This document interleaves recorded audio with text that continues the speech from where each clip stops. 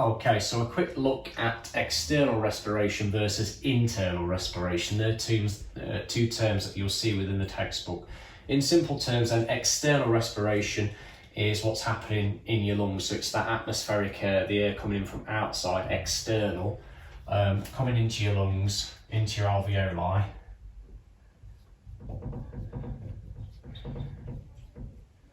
And basically what's happening in your alveoli is you've got lots and lots of oxygen, so a high partial pressure of oxygen, when compared to that deoxygenated blood that's arriving from your body. That's got a low partial pressure of oxygen within it, very few oxygen molecules. You've also got, for external respiration, within your deoxygenated blood, lots and lots of carbon dioxide. So you've got carbon dioxide, lots and lots of those. Hopefully you can see this different blue colour. And you'll also have a little bit of carbon dioxide in the atmospheric air within your lungs. So external respiration basically is that the oxygen is going to move out of your alveoli, it's going to diffuse into the blood, because you've got a high partial pressure of oxygen in your alveoli, low partial pressure of oxygen in your deoxygenated blood, and then you've got the carbon dioxide moving in the opposite direction, high partial pressure of carbon dioxide in your capillaries, in the deoxygenated blood, low partial pressure of carbon dioxide in the alveoli. And all these gases, remember, always want to move from an area of high pressure to an area of lower pressure.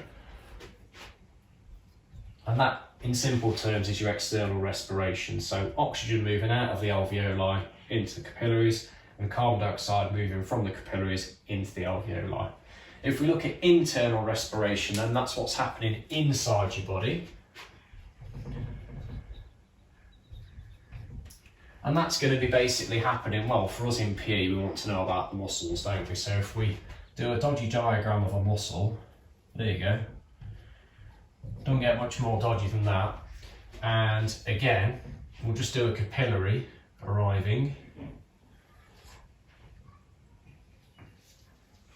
In reality, it looks nothing like that. You've got what's called capillary beds, that sort of a network of tiny little capillaries that go all the way through and all the way around the outside of your body tissues and things. But for my diagrams, we'll just keep it really simple. So at your muscles, or your working muscles, we'd expect to see quite a low concentration of oxygen. I'm just going to put 3 little oxygen molecules on there. But this oxygenated blood that's arriving from the lungs is going to have lots and lots of oxygen in it. So high partial pressure of oxygen in the oxygenated blood, low partial pressure of oxygen in the muscle, and because the gas wants to move from an area of high pressure to an area of low pressure, the oxygen's going to diffuse across into that muscle.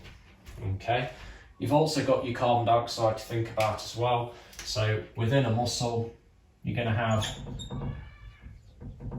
a fairly high partial pressure of carbon dioxide, and in that oxygenated blood that's arriving, a fairly low partial pressure of carbon dioxide. And again, because the carbon dioxide, like any gas, wants to move from an area of high pressure to an area of low pressure, the carbon dioxide is going to want to diffuse out of the muscle and into that bloodstream, and at that point the blood's going to become deoxygenated. So you've got high partial pressure of oxygen arriving in the oxygenated blood. That's going to want to move from the capillaries into the muscle, because there's a low partial pressure of oxygen in the muscle. You've got a high partial pressure of carbon dioxide in the muscle, and that's going to want to move into that area of low partial pressure, which is your oxygenated blood that's arriving. And that is external and internal respiration.